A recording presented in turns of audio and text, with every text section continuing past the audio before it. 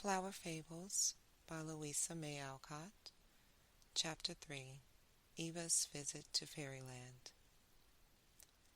Down among the grass and fragrant clover lay little Eva by the brookside, watching the bright waves as they were singing under the drooping flowers that grew on its banks.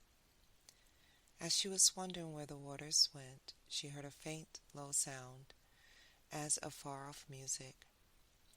She thought it was the wind, but not a leaf was stirring, and soon through the rippling water came a strange little boat.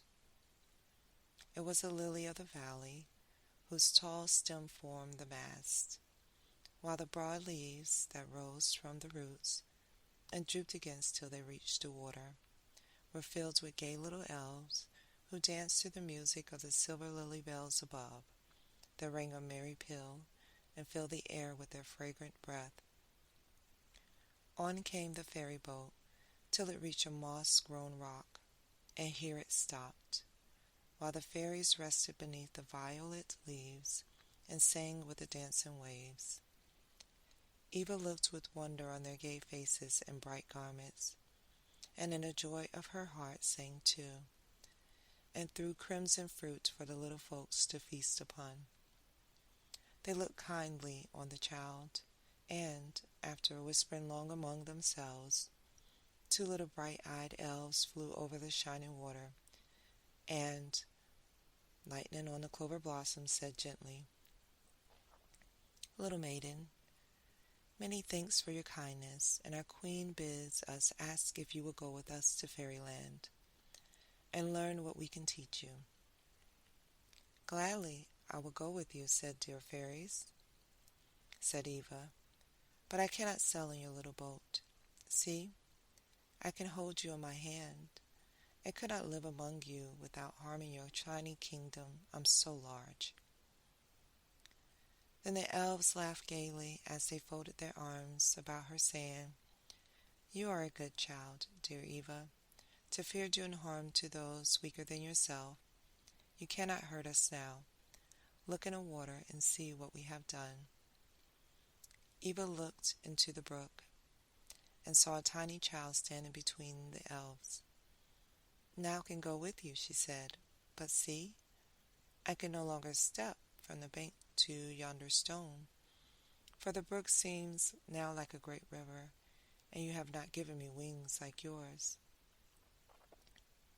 But the fairies took each a hand and flew lightly over the stream. The queen and her subjects came to meet her, and all seemed glad to say some kindly words of welcome to the little stranger.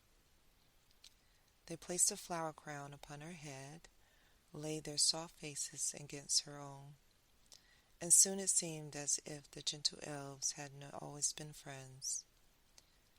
"Now must we go home," said the queen, "and you shall go with us, little one." Then there was a great bustle as they flew about on shining wings. Some lay in cushions of violet leaves in the boat, others folding the queen's veil and mantle more closely round her, lest the falling dews should chill her. The cool waves gentle plashing against the boat, and the sweet chime of the lily bells lulled little Eva to sleep. And when she woke, it was in fairyland. A faint rosy light, as of the setting sun, shone on the white pillars of the queen's palace as they passed in, and the sleeping flowers leaned gracefully on their stems, dreaming beneath their soft green curtains. All was cool and still, and the elves glided silently about, lest they should break their slumbers. They led Eva to a bed of pure white leaves, above which drooped the fragrant petals of a crimson rose. "You can look at the bright colors till the light fades, and then the rose will sing you to sleep," said the elves, as they folded the soft leaves about her, gently kissed her, and stole away. Long she lay watching the bright shadows and listening to the song of the rose, while through the long night dreams of lovely dreams, things floated like bright clouds through her mind, while the rose bent lovingly above her and sang in the clear moonlight. With the sun rose the fairies, and, with Eva, hastened away to the fountain, whose cool waters were soon filled with little forms, and the air ringing with happy voices, as the elves floated in the blue waves among the fair white lilies, or sat on the green moss, smoothing their bright locks and wearing face garlands of dewy flowers. At length the queen came forth, and her subjects gathered round her, and while the flowers bowed their heads, and the trees hushed their rustling, the fairies sang their morning hymn to the Father of birds and blossoms, who had made the earth so fair a home for them. Then they flew away to the gardens, and soon, high up among the treetops or under the broad leaves, sat the elves in little groups, taking their breakfast of fruit and pure fresh dew, while the bright-winged birds came fearlessly among them, pecking the same ripe berries, and dipping their little beaks in the same flower cups. And the fairies folded their arms lovingly about them, smoothed their soft bosoms, and gaily sang to them. "Now, little Eva," said they, "you will see that fairies are not idle, willful spirits, as mortals believe. Come, we shall show you what we do." They led her to a lovely room, through whose walls of deep green leaves the light stole softly in. Here lay many wounded insects and harmless little creatures whom cruel hands had hurt, and pale, drooping flowers grew beside urns of healing herbs, from whose fresh leaves came a faint, sweet perfume. Eva wondered, but silently followed her guide, little Roseleaf, who, with tender words, passed among the delicate blossoms, pouring dew on their feeble roots, cheering them with her loving words and happy smile. Then she went to the insects, first to a little fly who lay in a flower-leaf cradle. "Do you suffer much, dear gauzy wing?" asked the fairy. "I will bind up your poor little leg." So she folded the cool leaves tenderly about the poor fly, bathed his wings, and brought him refreshing drink, while he hummed his thanks, and forgot his pain, as Eva softly sung and famed him with her waving wings. They passed on, and Eva saw beside each bed a fairy, who with gentle hands and loving words soothed the suffering insects. At length they stopped beside a bee, who lay among sweet honeysuckle flowers in a cool, still place, where the summer wind blew in, and the green leaves rustled pleasantly. Yet he seemed to find no rest, and murmured of the pain he was doomed to bear. "Why must I lie here, while my kindred are out in the pleasant fields, enjoying the sunlight and the fresh air, and cruel hands have doomed me to this dark place and bitter pain, when I have done no wrong? Uncared for and forgotten, I must stay here among these poor things who think only of themselves. Come here, Roseleaf, and bind up my wounds, for I am far more useful than idle bird or fly." Then said the fairy, while she bathed the broken wing, "Love Blossom, you should not murmur. We may find happiness in seeking to be patient even while we suffer. You are not forgotten or uncared for, but others need our care more than you. And to those who take cheerfully the pain and sorrow sent, do we most gladly give our help. You need not to be idle, even though lying here in darkness and sorrow. You could be taken from your heart all sad and discontented feelings. And if love and patience blossom there, you will be better for the lonely hours spent here.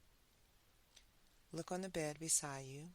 This little dove has suffered far greater pain than you, and all I care can never ease it.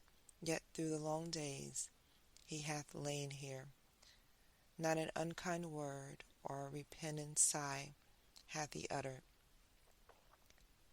Ah, Love Blossom, the gentle bird can teach a lesson you will be wiser and better for. Then a faint voice whispered, Little Rose Leaf, come quickly, or I cannot thank you as I ought for all your loving care of me. So they passed to the bed beside the discontented bee, and here upon the softest down laid the dove, whose gentle eyes looked gratefully upon the fairy, as she knelt beside the little couch, smoothed the soft white bosom, folded her arms about, and wept sorrow and tears, while the bird still whispered in gratitude with love. Dear fairy, the fairest flowers have cheered me with their sweet breath. Fresh dew and fragrant leaves have been ever ready for me. Gentle hands to tend, kindly hearts to love, and for this I can only thank you and say farewell. Then the quivering wings were still, and a patient little dove was dead, but the bee murmured no longer, and the dew from the flowers fell like tears around the quiet bed. Sadly Rose Leaf led Eva away, saying, Lily Blossom shall have a grave tonight beneath our fairiest blossom, and you shall see the gentleness that in love and praise far above gold or beauty here in fairyland. Come now to the flower palace and see the fairy court. Beneath green arches, bright with birds and flowers, beside singing waves, went Eva into a lofty hall. The roof of pure white lilies rested on pillars of green clustering vines, while many-colored blossoms threw their bright shadows on the wall. As they danced below in the deep green moss, and their low, sweet voices sounded softly through the sunlit palace, while the rustling leaves kept time. Beside the throne stood Eva, and watched the lovely forms around her as they stood, each little band in its own color with glistening wings and flower wands. Suddenly the music grew louder and sweeter, and the fairies knelt and bowed their heads, as on through the crowd of loving subjects came the queen. While the air was filled with gay voices singing to welcome her, she placed the child beside her, saying, Little Eva, you shall see now how the flowers on your great earth bloom so brightly. A band of loving little gardeners go daily forth from fairyland to tend and watch them, that no harm may befall the gentle spirits that dwell beneath their leaves. This is never known, for like all good it is unseen by mortal eyes, and until only pure hearts like yours do we make known our secret. The humblest flower that grows is visited by messengers, and often blooms in fragrant beauty unknown, unloved by all save fairy friends, who seek to fill their spirits with all sweet and gentle virtues, that they may not be useless on earth, for the noblest mortals stoop to learn of flowers. Now, Eglantine, what have you tell us of your rosy namesakes on the earth? From a group of elves, whose rose-wreathed wands show the flower they love, came one bearing a tiny urn, and, answering the queen, she said, Over hill and valley they are blooming fresh and far as summer, sun, and dew can make them. No drooping stem or withered leaf tells of any evil thought within their fragrant bosoms, and thus from fairest of their race have they gathered this sweet dew, as a token of their gentle gratitude to ones whose tenderness and care had kept them pure and happy. And this, the loveliness of their sisters, have I brought to place among the fairy flowers that never pass away. Eglantine laid the urn before the queen, and placed a fragrant rose on the dewy moss beside the throne, while a murmur of approval went through the hall, and each elfin wand waved to the little fairy who had toiled so well and faithfully and could bring so fair a gift to their good queen. Then came forth an elf bearing a withered leaf, while her many-colored robe and the purple tulips in her hair told name and charge. "Dear Queen," she sadly said, "I would gladly bring as pleasant tidings as my sister, but, alas, my flowers are proud and wilful, and when I went to gather my little gift of colored leaves for my royal garments, they bade me bring this withered blossom, and tell you they would serve no longer one who would not make them queen over all other flowers. They would yield neither dew nor honey, but proudly close their leaves and bid me go."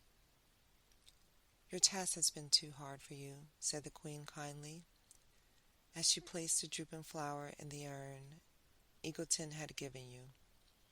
"You will see how this dew from a sweet, pure heart would give new life and loveliness even to this poor faded one. So can you, dear Rambo, by loving words and gentle teachings, bring back lost purity and peace to those whom pride and selfishness have blighted. Go once again to the proud flowers and tell them when they are queen of their own hearts, they will ask no fairer kingdom. Watch more tenderly than ever over them. See that they lack neither dew nor air. Speak lovingly to them, and let no unkind word or deed of theirs anger you.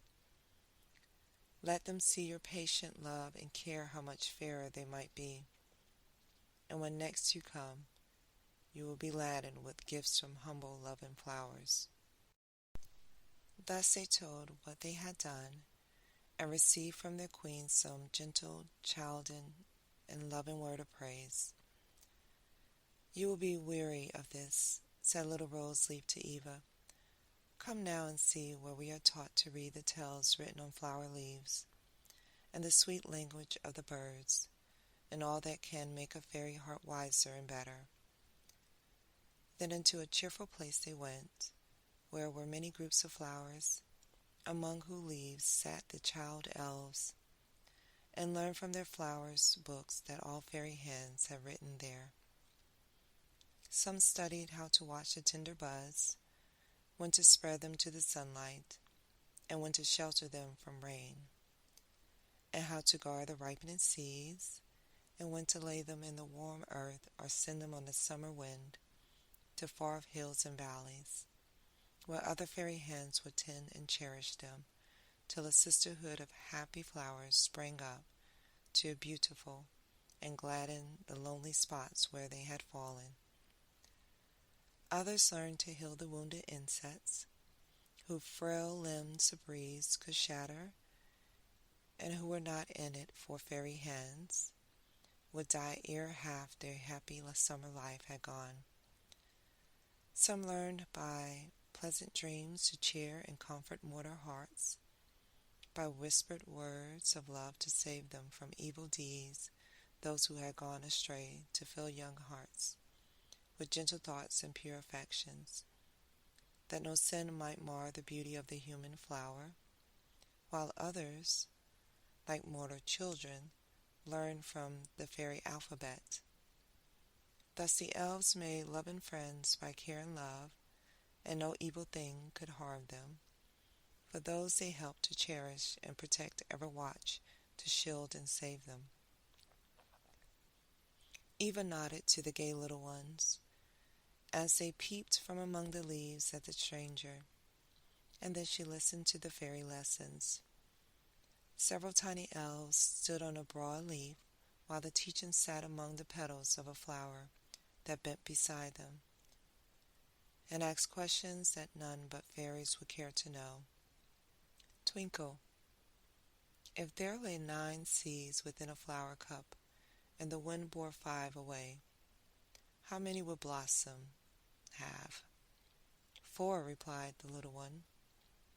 "Rosebud, if a cowslip opens 3 leaves in one day, and 4 the next, how many rosy leaves will there be when the whole flower has bloomed?"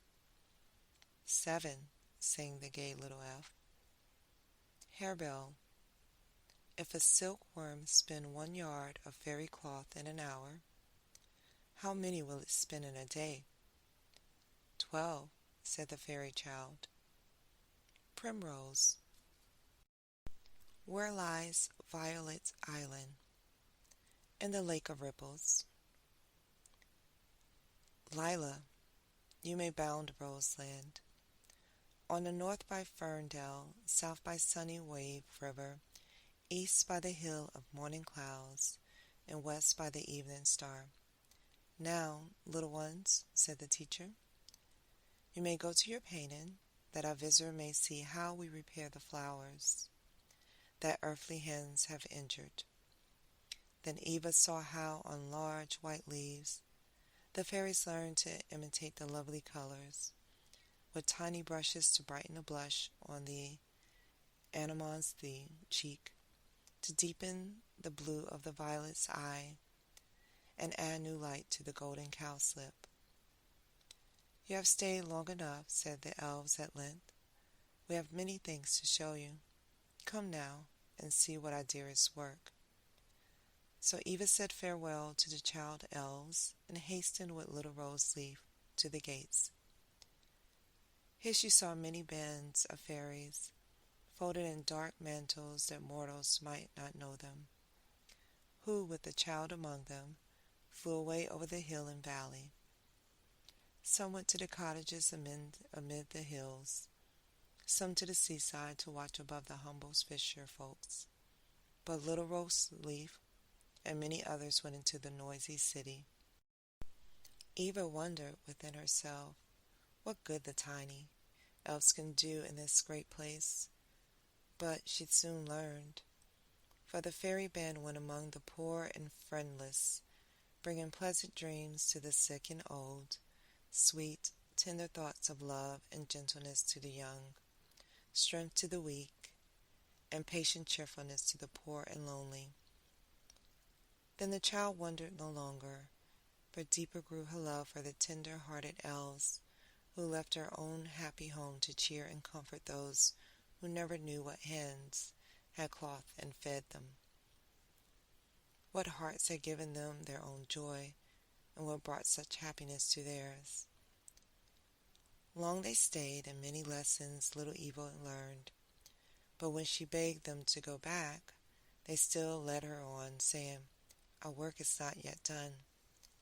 Shall we leave so many sad hearts when we may cheer them on, so many dark homes that we may brighten?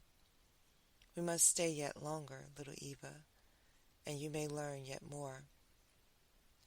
Then they went into a dark and lonely room, and here they found a pale, sad-eyed child, who wept bitter tears over a faded flower. Ah, sighed the little one, it was my only friend, and I cherished it with all my lone heart's love, and it was all that made my sad life happy, and it's gone. Tenderly the child fastened and the drooping stem, and placed it where the one faint ray of sunlight stole into the dreary room. Do you see, said the elves? Through this simple flower we would keep the child pure and stainless amid the sin and sorrow around her. The love of this shall lead her on through temptation and through grief, and she shall be a spirit of joy and consolation to the sinful and the sorrowing. And with busy love toiled the elves among the withered leaves. The new strength was given to the flower, while as day by day the friendless child watered the growing buds, deeper grew her love for her unseen friends who had given her one thing to cherish in her lonely home. Sweet, gentle thoughts filled her heart as she bent above, and the blossom's fragrant breath was to her whispered voice of all fair and lovely things, and as the flower taught her, she taught others. The loving elves brought her sweet dreams by night and happy thoughts by day. As she grew in childlike beauty, pure and patient amid poverty and sorrow, The simple were rebuked, sorrowing hearts grew light, and the weak and selfish forgot their idle fears.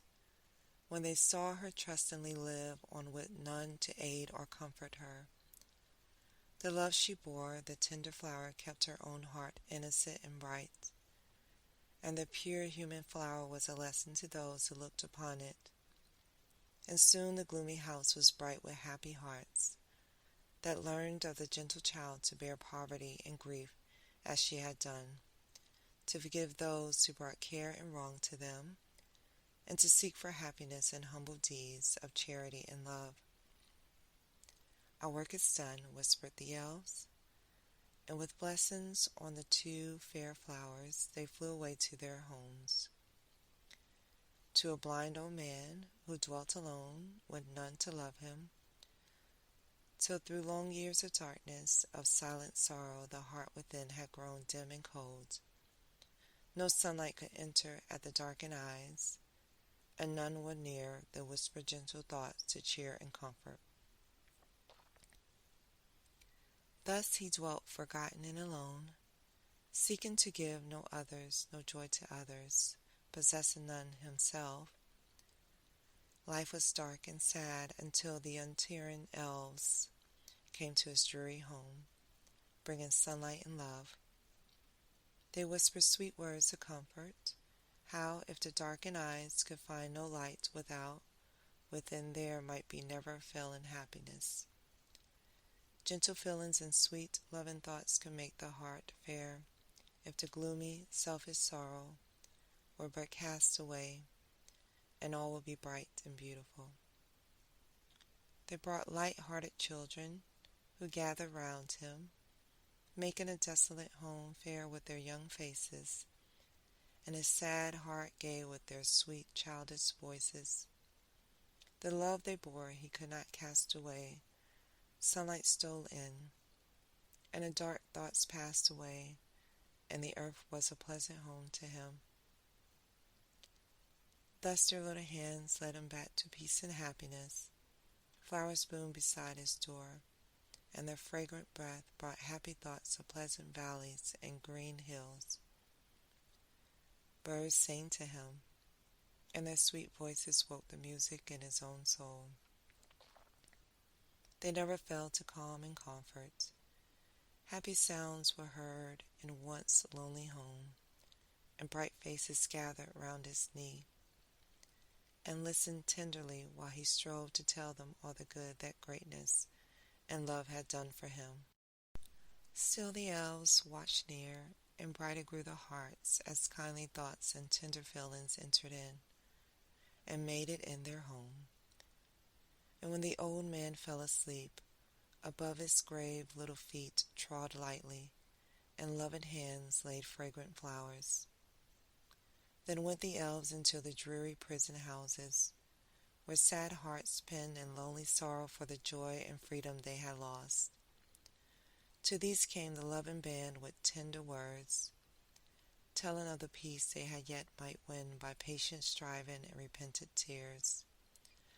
Thus wakened in their bosoms all the holy feelings and sweet affections that had slept so long. They told pleasant tales, and sang their sweetest songs to cheer and gladden, while the dim cells grew bright with the sunlight, and fragrant with the flowers the loving elves had brought. And by their gentle teachings those sad, despairing hearts were filled with patient hope and earnest longing to win back their lost innocence and joy. Thus to all who needed help or comfort went to the faithful fairies, and when at length they turned towards fairyland, many were the grateful, happy hearts they left behind. Then through the summer sky, above the blossoming earth, they journeyed home, happier for the joy they had given, wiser for the good they had done. All fairyland was dressed in flowers, and a soft wind went singing by. Laden with their fragrant breath, sweet music sounded through the air, and the troops of elves in their gayest robes hastened to the palace where the feast was spread. Soon the bright hall was filled with smiling faces and fair forms, and little Eva, as she stood beside the queen, thought she had never seen a sight so lovely. The many-colored shadows of the various flowers played on the pure white walls, and fountains sparkled in the sunlight, making music as the cool waves rose fell, while to and fro, with waving wings and joyous voices, went the smiling elves, bearing fruit and honey, or fragrant garlands for each other's hair. Long they feasted, gaily they sang, and Eva, dancing merrily among them, longed to be an elf that she might dwell forever so fair a home. At length the music ceased, and the queen said, as she laid her hand on little Eva's shining hair, "Dear child, tomorrow we must bear you to home. For much as long as we keep you, it were wrong to bring such sorrow to your loving earthly friends. Therefore we will guide you to the brookside, and there say farewell till you come again to visit us. Nay, do not weep, dear rose leaf. You shall watch over little Eva's flowers, and when she looks at them she will think of you. Come now and lead her to the fairy garden, and show her what we think our fairest sight. Weep no more, but strive to make her last hours with us happy as you can." With gentle caresses and most tender words the loving elves gather about the child, and with Rose Leaf by her side, they led her through the palace and along green winding paths, till Eva saw what seemed a wall of flowers rising before her, while the air was filled with the most fragrant odors, and the low, sweet music as of singing blossoms. "Where have you brought me? And what mean these lovely sounds?" asked Eva. "Look here, and you shall see," said Rose Leaf, as she bent aside the vines, but listened silently, or you cannot hear. Then Eva, looking through the drooping vines, beheld a garden filled with the loveliest flowers, fair as were all the blossoms she had seen in fairyland. None was so beautiful as these. The rose glowed with a deeper crimson, the lily's soft leaves were purely white, the crocus and humble cowslip shone like sunlight, and the violet was as blue as the sky that smiled above it. "How beautiful they are," whispered Eva. "But, dear Rose Leaf, why do you keep them here? And why call you this your fairest sight?" "Look again, and I will tell you," answered the fairy. Eva looked and saw from every flower a tiny form come forth to welcome the elves, who all, save Rose Leaf, had flown above the wall, and were now scattering dew upon the flowers. Bright leaves talking gaily with the spirits, who gathered around them and seemed full of joy that they had come. The child saw that each one wore the colors of the flower that was his home. Delicate and graceful were the little forms, bright the silken hair that fell about each lovely face, and Eva heard the low, sweet murmur of their silvery voices and the rustle of their wings. She gazed in silent wonder, forgetting she knew not who they were, till the fairy said, "These are the spirits of the flowers, and this the fairy home where those whose hearts were pure and loving on earth come to bloom in fadeless beauty here. When their earthly life is past, the humblest flower that blooms has a home with us. For outward beauty is a worthless thing if all be not fair and sweet within. Do you see yonder lovely spirit singing with my sister Moonlight? A clover blossom was her home, and she dwelt unknown, unloved, yet patient and content, bearing cheerfully the sorrows sent her. We watched and saw how fair and sweet the humble flower grew, and then gladly bore her here. to blossom with the lily and the rose. The flowers' lives are often short, for cruel hands destroy them. Therefore it is our greatest joy to bring them hither, where no careless foot or wintry wind can harm them, where they bloom in quiet beauty, repaying our care by their love and sweetest perfumes. I will never break another flower, said Eva. But let me go to them, dear fairy. I would gladly know the lovely spirits, and ask forgiveness for the sorrow I have caused. May I not go in? Nay, dear Eva, you are a mortal child, and cannot enter here, but I would tell them of the kind little maiden who has learned to love them, and they will remember you when you are gone. Come now, for you have seen enough, and we must be away. On a rosy morning cloud, surrounded by the 11 elves, went Eva through the sunny sky. The fresh wind bore them gently on, and soon they stood again beside the brook side, whose waves danced brightly as if to welcome them. Now, ere we say farewell, said the queen, as they gathered near the child, tell me, dear Eva, what among all our fairy gifts will make you happiest, and it shall be yours. You good little fairy, said Eva, folding them in her arms, for she was no longer the child she had been in fairyland. You dear good little elves, what can I ask of you who have done so much to make me happy and taught me so many good and gentle lessons, the memory of which will never pass away? I can only ask of you the power to be as pure and gentle as yourselves, as tender and loving to the weak and sorrowing, as untiring and kindless deeds to all. Grant me this gift, and you shall see that little Eva has not forgotten what you have taught her. The power shall be yours, said the elves, and lay their soft hands on her head. We will watch over you in dreams, and when you would have tidings of us, ask the flowers in your garden, and they will tell you all you will know. Farewell. Remember fairyland and all your loving friends. They clung about her tenderly, and little Rose Leaf placed a flower crown on her head, whispering softly,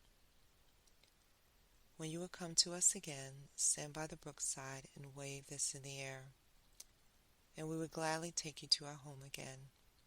Farewell, dear Eva. Think of your little Rose Leaf when among the flowers. Long Eva watched their shining wings and listened to the music of their voices as they flew singing home. And when at length the last swarm had vanished among the clouds, she saw that all around her, where the elves had been, the fairiest flowers had sprung up, and the lonely brookside was a blooming garden. Thus she stood among the waving blossoms, with the fairy garland in her hair, and happy feelings in her heart, better and wiser for her visit to fairyland. Now, Star Twinkle, what have you to teach? Asked the queen. Nothing but a little song I heard the harebell singing, replied the fairy, and taking her harp, sang in a low, sweet voice.